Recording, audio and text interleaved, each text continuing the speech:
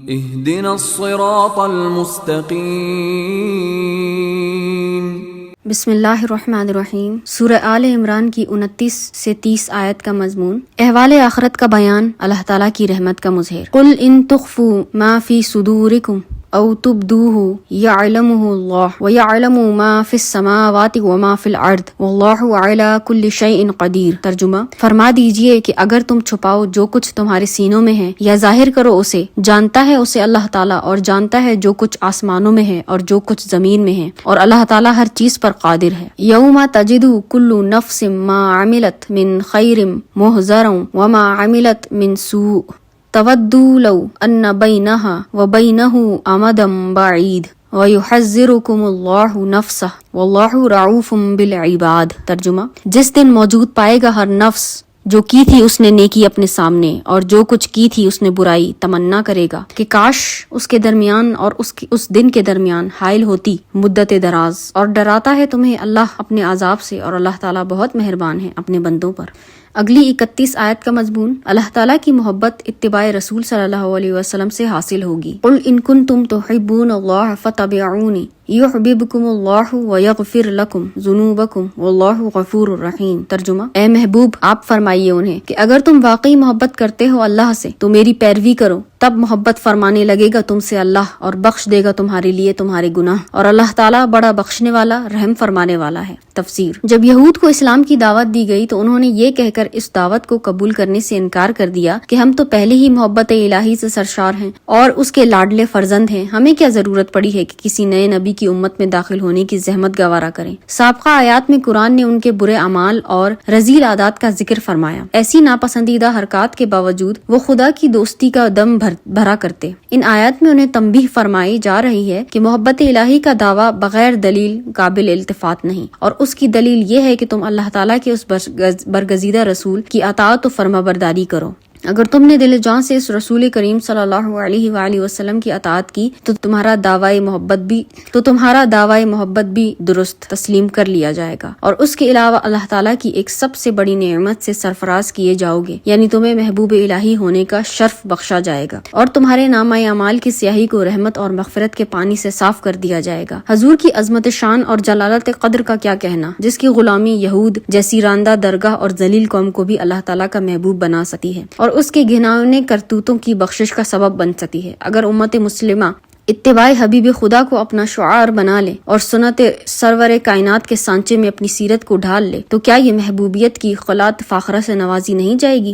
حیا کا سر ندامت کے بوجھ سے اٹھ نہیں سکا جب ہم اللہ تعالیٰ کی محبت کے لمبے چوڑے دعوے کرتے ہیں اور عمل کی دنیا میں رسول کریم صلی اللہ علیہ وآلہ وسلم کی سنت سے انحراف کیے ہوتے ہیں۔ یعنی اگر تیری محبت سچی ہوتی تو تو اپنے محبوب کی اطاعت میں سرگرم ہوتا، کیونکہ محب تو ہمیشہ اپنے محبوب کا مطیع ہوا کرتا ہے۔ اگلی 32 آیت کا مضمون اطاعت رسول صلی اللہ علیہ وآلہ وسلم سے اعراض کفر ہے۔ قل اطیعوا اللہ والرسول فإن تولوا فإن اللہ لا يحب الکافرین۔ ترجمہ، آپ فرمائیے اطاعت کرو اللہ کی اور اس کے رسول کی، پھر اگر وہ منہ پھیریں تو یقیناً اللہ تعالیٰ دوست نہیں رکھتا کفر کرنے والوں کو۔ تفسیر، اس آیت میں بھی دعوت اسلام قبول کرنے والوں کو حکم دیا جا رہا ہے کہ تم اللہ اور اس کے رسول کی اطاعت کرو۔ آج کل بعض لوگ اس تحریک کو بڑی سرگرمی سے چلا رہے ہیں کہ ہمیں صرف قرآن کا اتباع کرنا چاہیے، سنت نبوی کی پیروی کی ضرورت نہیں۔ حیرت ہوتی ہے کہ قرآن کے احکام کا اتباع کرنے کے دعوے کے ساتھ وہ انکار سنت کی کیسے جرأت کرتے ہیں۔ کیا قرآن نے ہی بے شمار مقامات پر نہایت واضح اور زوردار انداز میں یہ حکم نہیں دیا کہ اللہ تعالیٰ کے اس رسول برحق کی اطاعت کرو، اس کا حکم مانو اور اس کے اسوائے حسنہ کو اپناؤ؟ تو گویا حضور نبی کریم صلی اللہ علیہ وسلم کی اطاعت اور فرمانبرداری قرآن سے کوئی الگ چیز نہیں بلکہ قرآن ہی کی بے شمار آیات کی تعمیل ہے۔ اگر آپ سنت نبوی کی پیروی سے انکار کریں گے تو آپ نے صرف سنت کا ہی انکار نہیں کیا بلکہ قرآن کی بے شمار آیات کا انکار کر دیا۔ اتباع رسول اور اطاعت رسول کسے کہتے ہیں یہ بتا دینا بھی ضروری ہے تاکہ کوئی لفظی ابہام راہ راست سے منحرف کرنے کا باعث نہ بنے۔ امام ابو الحسن آمدی نے اتباع کی وضاحت کرتے ہوئے لکھا ہے، کسی کے فعل کی اتباع کا یہ معنی ہے کہ اس فعل کو اس طرح کیا جائے جس طرح وہ کرتا ہے، اور اس لیے کیا جائے کیونکہ وہ کرتا ہے۔ اور امام آمدی اطاعت کے مفہوم کی توضیح کرتے ہوئے لکھتے ہیں، جب کوئی شخص کسی دوسرے کی عزت و احترام کے باعث بائینہ اس کے فعل کی طرح کوئی فعل کرے تو وہ اس کا متی کہلاتا ہے۔ اتباع و اطاعت رسالت مآب صلی اللہ علیہ وآلہ وسلم کے متعلق جو حکم قرآن نے ہم کو دیا ہے، جس کی اطاعت وہ بھی فرض سمجھتے ہیں، اس کی تعمیل کی صرف یہی صورت ہے کہ ہم حضور کریم صلی اللہ علیہ وسلم کے افعال کو بالکل اسی طرح ادا کریں جیسے حضور صلی اللہ علیہ وآلہ وسلم نے ادا فرمائے، اور صرف اس لیے ادا کریں کہ یہ افعال اس ذات اطہر و اقدس سے ظہور پذیر ہوئے ہیں جو جمال و کمال کا وہ پیکر ہے جس سے حسین تر اور جمیل تر چیز کا تصور تک ممکن نہیں۔ کاش ہم قرآن کے الفاظ کو اپنی من گھڑت تعویلات کا اکھاڑا بنانے سے باز رہیں اور اس آیت کے آخر میں اتباع و اطاعت رسول سے روگردانی کرنے والوں کو جن الفاظ سے یاد کیا گیا ہے اس پر غور کریں۔ اگلی 33 سے 36 آیت کا مضمون آل عمران پر عنایت ربانی۔ ان اللہ اصطفى آدم ونوحا وآل ابراہیم وآل عمران علی العالمین۔ ترجمہ: بے شک اللہ تعالیٰ نے چن لیا آدم اور نوح اور ابراہیم کے گھرانے کو اور عمران کے گھرانے کو سارے جہان والوں پر۔ تفسیر: قرطبی نے زجاج سے استفاء کا یہ مفہوم نقل کیا ہے کہ انہیں نعمت نبوت کے لیے سارے جہان سے چن لیا۔ اس کے بعد قرطبی لکھتے ہیں کہ حضور صلی اللہ علیہ وسلم کا مقام میں درجہ استفاء سے بہت بلند ہے۔ حضور تو حبیب اور رحمت ہیں، دوسرے انبیاء رحمت کے لیے پیدا کیے گئے اور سرور و عالم کو سراپا رحمت پیدا کیا گیا، اور حضور صلی اللہ علیہ وسلم کی تشریف آوری سے خلق خدا کو امان مل گئی، اس لیے حضور صلی اللہ علیہ وسلم نے فرمایا میں اللہ کی طرف سے رحمت کا تحفہ ہوں۔ آل عمران میں عمران سے مراد حضرت مریم کے والد محترم عمران بن ماتان ہے جو حضرت سلیمان علیہ السلام کی نسل سے تھے۔ حضرت موسیٰ علیہ السلام کے پدر بزرگوار کا نام بھی عمران تھا، لیکن مفسرین نے اسی قول کو ترجیح دی ہے کہ یہاں اول الذکر مراد ہے۔ ذریتم بعضها من بعض واللہ سمیع علیم۔ ترجمہ: یہ ایک نسل ہے، بعض ان میں سے بعض کی اولاد ہیں اور اللہ سب کچھ سننے والا، سب کچھ جاننے والا ہے۔ اذ قالت امرأۃ عمران ربی انی نذرت لک ما فی بطنی محررا فتقبل منی انک انت السمیع العلیم۔ ترجمہ: جب عرض کی عمران کی بیوی نے اے میرے رب میں نظر مانتی ہوں تیرے لیے جو میرے شکم میں ہے سب کاموں سے، آزاد کر کے سو قبول فرما لے یہ نذرانہ مجھ سے، بے شک تو ہی دعائیں سننے والا، نیتوں کو جاننے والا ہے۔ تفسیر: یہ کہنے والی عمران کی زوجہ اور حضرت مریم کی والدہ ہیں۔ ہمارے مفسرین نے علماء بنی اسرائیل کے حوالے سے ان کا نام ہنا بتایا ہے۔ اس پاک باز خاتون نے جب حمل کی گرانی محسوس کی تو اپنی عبدیت اور نیاز مندی کا اظہار کرنے کے لیے بارگاہ الہی میں عرض کرنے لگی کہ اے میرے خالق، میرے شکم میں جو بچہ ہے اسی کے متعلق میں نظر مانتی ہوں کہ اس سے میں اپنی خدمت یا گھر کا کام کاج نہیں لوں گی، وہ دنیا کے سارے بندھنوں سے آزاد ہو کر عمر بھر تیرے گھر بیت المقدس کی جاروب کشی اور خدمت میں لگا رہے گا۔ تو میری اس نیاز مندانہ نظر کو اپنے فضل و کرم سے شرف قبول بخش، تو میرے دل کی پکار کو سننے والا اور میرے جذبات پنہاں کو جاننے والا ہے۔ فلما وضعتها قالت ربی انی وضعتها انثى واللہ اعلم بما وضعت وليس الذکر كالانثى وانی سمیتها مریم وانی اعیذها بک وذریتها من الشیطان الرجیم۔ ترجمہ: پھر جب اس نے جنا اسے تو حیرت و حسرت سے بولی اے رب، میں نے تو جنم دیا ایک لڑکی کو اور اللہ تعالیٰ خوب جانتا ہے جو اس نے جنا اور نہیں تھا لڑکا جس کا وہ سوال کرتی تھی مانند اس لڑکی کے، اور ماں نے کہا میں نے نام رکھا ہے اس کا مریم اور میں تیری پناہ میں دیتی ہوں اسے اور اس کی اولاد کو شیطان مردود کے شر سے۔ تفسیر: انہیں تو یہ امید تھی کہ لڑکا ہوگا اور اسی امید پر انہوں نے اسے بیت المقدس کی چاکری کے لیے وقف کر دیا تھا۔ اب جب لڑکی پیدا ہوئی تو بصد حسرت و حیاس کہنے لگی اے رب، میں نے تو بچی جنی ہے، اب میں اپنی نظر کیسے پوری کروں گی، کیونکہ اس وقت لڑکیوں کو بیت المقدس کی خدمت کی اجازت نہ تھی۔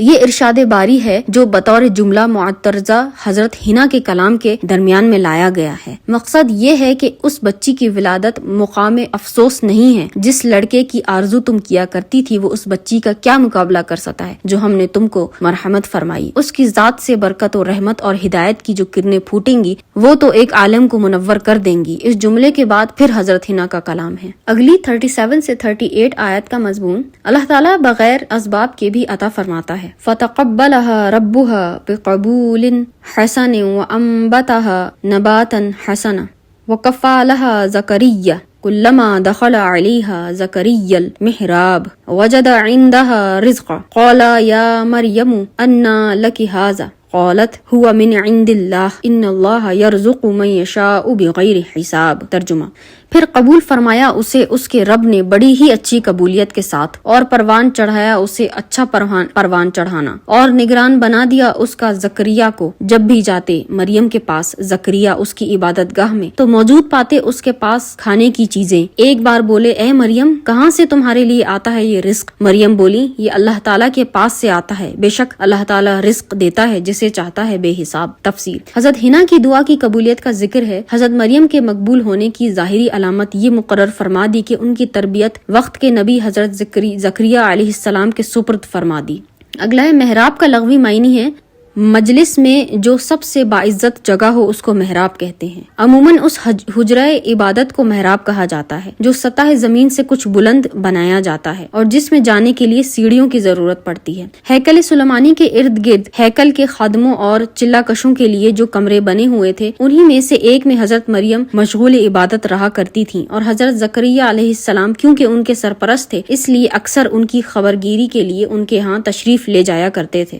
جب بھی حضرت زکریا علیہ السلام حضرت مریم علیہ السلام کے پاس جاتے تو ان کے ہاں طرح طرح کے پھل رکھے پاتے، گرمی کے پھل سردی میں اور سردی کے پھل گرمی میں۔ اس سے علماء اہل سنت نے اولیاء کرام کی کرامتوں کا برحق ہونا ثابت کیا ہے، کیونکہ حضرت مریم علیہ السلام نبی نہ تھیں۔ بے موسم کے پھلوں کا آپ کے پاس پایا جانا آپ کی کرامت تھی۔ صرف معتزلیوں نے کرامات اولیاء کا انکار کیا ہے، اور آج بھی کئی ان کے ہمنوا اہل سنت ہونے کا دعویٰ کرنے کے باوجود کرامات کا انکار کرنا اپنے علم کا کمال سمجھتے ہیں۔ ہنالک دعا زکریا ربہ قال رب ہب لی من لدنک ذریۃ طیبہ انک سمیع الدعاء۔ ترجمہ، وہی دعا مانگی زکریا نے اپنے رب سے، عرض کی اے میرے رب عطا فرما مجھ کو اپنے پاس سے پاکیزہ اولاد، بے شک تو ہی سننے والا ہے دعا کا۔ تفسیر، حضرت زکریا علیہ السلام کی عمر کافی ہو چکی تھی لیکن اولاد نہ تھی۔ حضرت مریم علیہ السلام کے شب و روز بڑے اخلاص سے محو عبادت رہنے کے باعث ان کے دل میں بھی اولاد کی آرزو بیدار ہو گئی، اور عرض کرنے لگے اے رب اگرچہ میں بوڑھا ہو چکا ہوں اور میری بیوی بانجھ ہو چکی ہے اور اولاد پیدا ہونے کا عام وقت گزر چکا ہے، لیکن تو وہ کریم اور قادر ہے جو اس مقفل حجرے میں مریم کو بے موسم کے پھل عطا فرماتا ہے۔ تیرے کرم سے کیا بعید ہے اگر تو مجھے نیک بخت اور پاک اولاد عطا فرما دے۔ اس سے یہ بھی معلوم ہوا کہ نیک اولاد کے لیے دعا کرنا انبیاء کرام کی سنت ہے، اور یہ بھی معلوم ہوا کہ مبارک مکان میں مبارک وقت میں کسی اللہ کے محبوب کے پاس کھڑے ہو کر جو دعا کی جاتی ہے اس کو اللہ تعالیٰ اپنے فضل و کرم سے منظور فرمایا کرتا ہے۔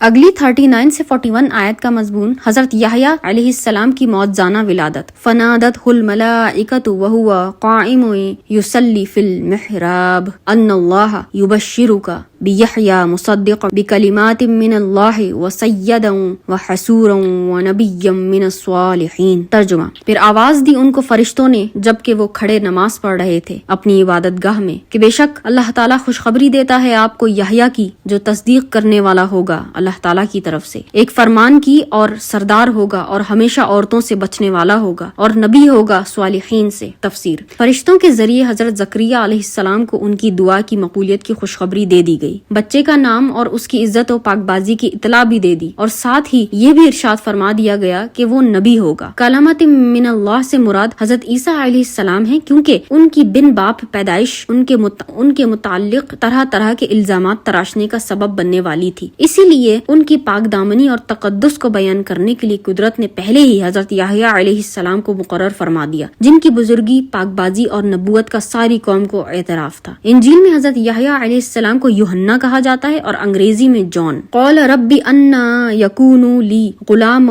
وقد بلغنی الکبر وامرأتی عاقر قال کذالک اللہ یفعل ما یشاء۔ ترجمہ، زکریا کہنے لگے اے رب کیوں کر ہوگا میرے ہاں لڑکا حالانکہ آ لیا ہے مجھے بڑھاپے نے اور میری بیوی بانجھ ہے۔ فرمایا بات اسی طرح ہے جیسی تم نے کہی، لیکن اللہ کرتا ہے جو چاہتا ہے۔ قال رب اجعل لی آیۃ قال آیتک الا تکلم الناس ثلاثة ایام الا رمز واذکر ربک کثیرا وسبح بالعشی والابکار۔ ترجمہ، عرض کی اے میرے رب مقرر فرما دے میرے لیے کوئی نشانی۔ فرمایا تیری نشانی یہ ہے کہ نہ بات کر سکو گے لوگوں سے 3 دن مگر اشارے سے، اور یاد کرو اپنے پروردگار کو بہت اور پاکی بیان کرو اس کی شام اور صبح۔ تفسیر، یہ گزارش کسی شک کی وجہ سے نہ تھی بلکہ اس لیے تھی کہ جس وقت اس نعمت کا حصول ہو اسی وقت سر نیاز سجدہ شکر ادا کرنے لگ جائے، اور حمل قرار پانے کی علامت یہ مقرر کی گئی کہ اس وقت ان کی زبان ذکر الہی اور تسبیح و تحلیل میں تو محو رہے گی لیکن لوگوں کے ساتھ گفتگو کرنے کی استعداد اس میں باقی نہ رہے گی۔ اگلی 42 سے 44 آیت کا مضمون حضرت مریم علیہ السلام کی تمام جہان کی عورتوں پر فضیلت۔ وَإِذْ قَالَتِ الْمَلَائِكَةُ يَا مَرْيَمُ إِنَّ اللَّهَ اصْطَفَاكِ وَطَهَّرَكِ وَاصْطَفَاكِ عَلَى نِسَاءِ الْعَالَمِينَ۔ ترجمہ، اور جب کہا فرشتوں نے اے مریم بے شک اللہ تعالیٰ نے چن لیا ہے تمہیں اور خوب پاک کر دیا ہے تمہیں اور پسند کیا ہے تجھے سارے جہان کی عورتوں سے۔ تفسیر، یعنی قدرت کی نگاہ انتخاب نے بچپن میں ہی مریم کو چن لیا کہ حضرت زکریا کی سرپرستی عطا فرمائی، دل میں اپنی یاد کی لگن پیدا کر دی، غیب سے طرح طرح کے پھل مہیا ہونے لگے اور فرشتے ان سے گفتگو کرنے لگے، اور جب آپ سن شباب کو پہنچی تو رحمت الہی نے حضرت عیسیٰ علیہ السلام جیسے جلیل القدر نبی کی ماں بنانے کے لیے منتخب فرما لیا، اس لیے اصطفا کا ذکر دوبارہ آیا، اور نساء العالمین سے مراد ان کے اپنے زمانے کی عورتیں ہیں۔ یا مریم اقنتی لربکی واسجدی وارکعی مع الراکعین۔ ترجمہ، اے مریم خلوص سے عبادت کرتی رہ اپنے رب کی اور سجدہ کر اور رکوع کرنے والوں کے ساتھ۔ تفسیر، جب اللہ تعالیٰ کسی کو اپنی نعمتوں سے سرفراز فرمائے تو اس پر لازم ہے کہ وہ ان انعامات پر اس کا شکریہ بھی ادا کرے۔ سجدہ کا حکم پہلے اور رکوع کا بعد میں ہوا، حالانکہ رکوع سجدے سے پہلے ہوا کرتا ہے، تو اس کی وجہ یہ ہے کہ واو عاطفہ ترتیب پر دلالت نہیں کرتی، یعنی اس سے معطوف الیہ کا معطوف پر مقدم ہونا ضروری نہیں ہوتا۔ ذالک من ابناء الغیب نوحیہ الیک وما کنت لدیہم اذ یلقون اقلامہم ایہم یکفل مریم وما کنت لدیہم اذ یختصمون۔ ترجمہ، یہ واقعات غیب کی خبروں میں سے ہیں، ہم وہی کرتے ہیں ان کی آپ کی طرف، اور نہ تھے آپ ان کے پاس جب پھینک رہے تھے وہ مجاور اپنی قلمیں، یہ فیصلہ کرنے کے لیے کہ کون ان میں سے سرپرستی کرے مریم کی، اور نہ تھے آپ ان کے پاس جب وہ آپس میں جھگڑ رہے تھے۔ تفسیر، اس سے واضح ہوا کہ اللہ تعالیٰ کے بتانے سے نبی غیب کے علوم کو جانتا ہے، اور یہی اس کی نبوت کی قوی دلیل ہوتی ہے۔ اگلی 45 سے 47 آیت کا مضمون حضرت عیسیٰ علیہ السلام کی معجزانہ ولادت۔ اذ قالت الملائکۃ یا مریم ان اللہ یبشرک بکلمۃ منہ اسمہ المسیح عیسی ابن مریم وجیہا فی الدنیا والآخرۃ ومن المقربین۔ ترجمہ، جب کہا فرشتوں نے اے مریم اللہ تعالیٰ بشارت دیتا ہے تجھے ایک حکم کی اپنے پاس سے، اس کا نام مسیح عیسیٰ بن مریم ہوگا، معزز ہوگا دنیا اور آخرت میں، اور اللہ کے مقربین سے ہوگا۔ تفسیر، ویسے تو کائنات کی ہر چیز اللہ تعالیٰ کے کلمہ کن یعنی ہو جا کی جلوہ گری ہے، لیکن اللہ تعالیٰ نے اپنی حکمت کاملہ سے دوسری اشیاء کو سبب اور مسبب، علت اور معلول کے رشتے میں پرو دیا ہے، اس لیے ان کے ظہور اور ان کی تخلیق میں عام نگاہیں سبب اور علت کے حجاب میں اٹک کر رہ جاتی ہیں، لیکن یہاں کیونکہ عیسیٰ علیہ السلام کی ولادت کا سبب عادی باپ موجود نہیں، اس لیے یہاں وہ حجاب درمیان میں نہیں، اور کلمہ کن کی جلوہ گری اور کرشمہ آفرینی بہت واضح اور نمایاں ہے، اسی لیے حضرت عیسیٰ علیہ السلام کو کلمۃ منہ فرما دیا۔ امام فخر الدین رازی لکھتے ہیں، اسم کا لغوی معنی ہے یعنی وہ نشان اور علامت جو کسی چیز کو دوسروں سے ممتاز کر دے۔ حضرت عیسیٰ علیہ السلام کو ممتاز اور نمایاں کرنے کے لیے ان کا لقب مسیح، ان کا نام علم عیسیٰ اور ان کی کنیت ابن مریم ذکر فرما دی تاکہ وہ اپنے تمام اوصاف اور خصوصی امتیازات کے ساتھ ممتاز ہو جائیں۔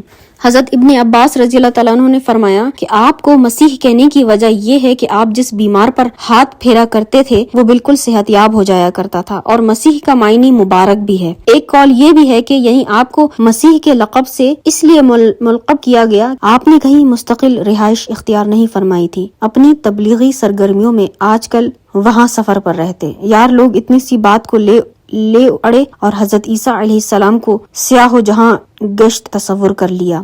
قرآن کی تصریحات، احادیث نبوی کے واضح بیانات اور تاریخ کے مسلمہ حقائق کو نظر انداز کرتے ہوئے انہیں اپنے توہم کے گھوڑے پر سوار کیا اور ملک ملک کی سیر اور شہر شہر کی سیاحت کراتے ہوئے انہیں کشمیر میں پہنچا کر دم لیا، اور صرف اسی پر اکتفا کرتے ان کے دشمن۔ انہوں نے تو ناخن تحقیق سے کشمیر کا چپا چپا کریت ڈالا اور آخرکار سری نگر کے ایک محلے میں ان کی قبر کا سوراخ بھی لگا لیا، اور پھر اپنے لیے نبوت کا قصر رفیع تیار کر لیا، جس نبوت کی بنیاد ایسے دورات راز حق اور بعید از عقل توہمات اور مفروضات پر ہو وہ کس قسم کی نبوت ہوگی؟ ذرا غور فرمائیے۔ عیسیٰ عبرانی لفظ ایشو کا معرب ہے، اس کا معنی ہے سید اور سردار۔ یہاں اس فرزند کا تعارف کسی غیر سے نہیں کرایا جا رہا تاکہ اس کی ولدیت وغیرہ کا ذکر کر کے اسے دوسروں سے ممتاز کرنا مقصود ہو، بلکہ ان کی ماں کو ان کا نام بتایا جا رہا ہے، اور اس لیے کہ اگر اسماء عیسیٰ کہہ دیا جاتا تو کافی تھا، لیکن المسیح عیسیٰ ابن مریم فرما کر اس امر کی طرف اشارہ کر دیا کہ باپ نہ ہونے کے باعث اس کی نسبت اس کی والدہ مکرمہ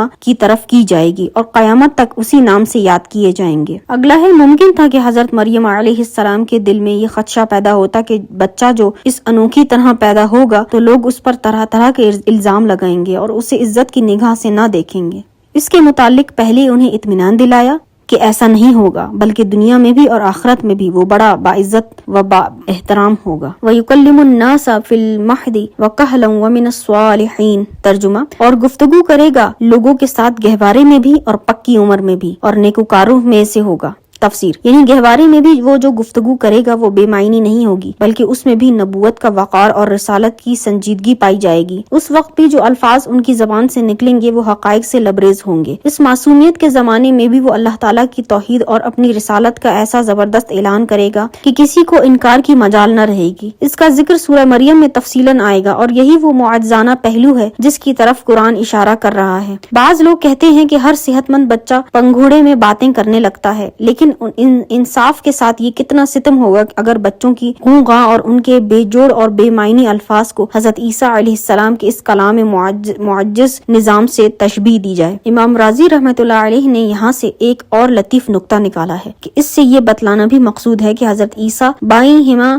ہما کمالات و معجزات خدا نہیں، ورنہ زندگی کی مختلف منزلوں میں وہ ان تبدیلیوں اور تغیرات سے دوچار نہ ہوتے۔ اگلا ہے، پہلی آیت میں وَمِنَ الْمُقَرَّبِينَ فرمایا، ان الفاظ سے ایک طرف اگر یہود کے طعنوں کا رد ہے تو دوسری طرف نصارہ کے اس خیال باطل کی تردید ہے کہ وہ خدا تھے یا خدا کے بیٹے تھے، نعوذ باللہ، بلکہ بتایا کہ وہ اللہ تعالیٰ کے مقرب اور نیکوکار بندوں میں سے ایک بندے تھے۔ قالت رب انا یکون لی ولد ولم یمسسنی بشر قال کذلک اللہ یخلق ما یشاء اذا قضا امرا فانما یقول له کن فیکون، ترجمہ، مریم بولی، اے میرے پروردگار، کیوں کر ہو سکتا ہے میرے ہاں بچہ، حالانکہ ہاتھ تک نہیں لگایا مجھے کسی انسان نے۔ فرمایا، بات یوں ہی ہے جیسے تم کہتی ہو، لیکن اللہ پیدا فرماتا ہے جو چاہتا ہے، جب فیصلہ کرتا ہے کسی کام کے کرنے کا، جب فیصلہ فرماتا ہے کسی کام کے کرنے کا تو بس اتنا ہی کہتا ہے اسے کہ ہو جا، تو وہ فوراً ہو جاتا ہے۔ تفسیر، حضرت مریم علیہ السلام کو جب ایسے بچے کی بشارت دی گئی تو آپ کنواری تھیں، ششدر ہو کر پوچھنے لگی، میرے رب، میرے ہاں بچہ کیسے ہوگا جبکہ مجھے آج تک کسی انسان نے ہاتھ تک نہیں لگایا۔ بعض نے لکھا ہے کہ اس آیت سے یہ ثابت نہیں ہوتا کہ حضرت عیسیٰ علیہ السلام کی ولادت باپ کے بغیر ہوئی، کیونکہ یہاں تو صرف پیشن گوئی کی جا رہی ہے کہ تمہارا بچہ ہوگا، یعنی شادی کے بعد۔ ان کی خدمت اقدس میں بصد ادب صرف اتنی گزارش ہے کہ اگر مقصد یہی تھا تو اس میں تعجب کی کوئی بات نہ تھی، لوگ شادی کیا کرتے ہیں، بچے پیدا ہوتے رہتے ہیں، یہ تو مناسب تھا کہ حضرت مریم اس بشارت پر کلمات شکر زبان پر لے آتی، لیکن آپ کا تصویر حیرت و استعجاب بن کر کہنے کا کوئی محل نہ تھا۔ اور اگر یہ کہا جائے کہ حضرت مریم نے صحیح بات نہیں سمجھی تھی، انہیں یہ غلط فہمی ہو گئی تھی کہ شاید ابھی بچہ پیدا ہونے والا ہے، حالانکہ ابھی تو صرف اس کی ولادت کی اطلاع دی جا رہی تھی، پیدا تو اسے شادی کے بعد ہونا تھا۔ اگر اس بات کو درست تسلیم کر لیا جائے تو پھر اللہ تعالیٰ نے حضرت مریم کے استعجاب کا جو جواب دیا وہ موضوعیت سے عاری نظر آتا ہے۔ سیدھا جواب یہ تھا کہ مریم گھبراؤ نہیں، جب تم شادی کرو گی بچہ اس کے بعد پیدا ہوگا۔ اگر اللہ تعالیٰ کسی بات کو صحیح بیان کرنے کی قدرت رکھتا ہے یا الفاظ اور اسلوب بیان کا کوئی وزن ہوتا ہے تو پھر یہ تعویل بلکہ تحریف لائق التفات نہیں۔ اگلا ہے، ایک چیز یہاں اور قابل غور ہے، حضرت زکریا علیہ السلام کی حیرانی کے موقع پر فرمایا یفعل اللہ ما یشاء، اور حضرت مریم کے تعجب کو دور کرنے کے لیے فرمایا یخلق ما یشاء۔ جواب میں یہ تفاوت کیوں؟ اس تفاوت کی وجہ سمجھنے کے لیے فعل اور خلق کا معنوی فرق ملحوظ رکھنا از بس ضروری ہے۔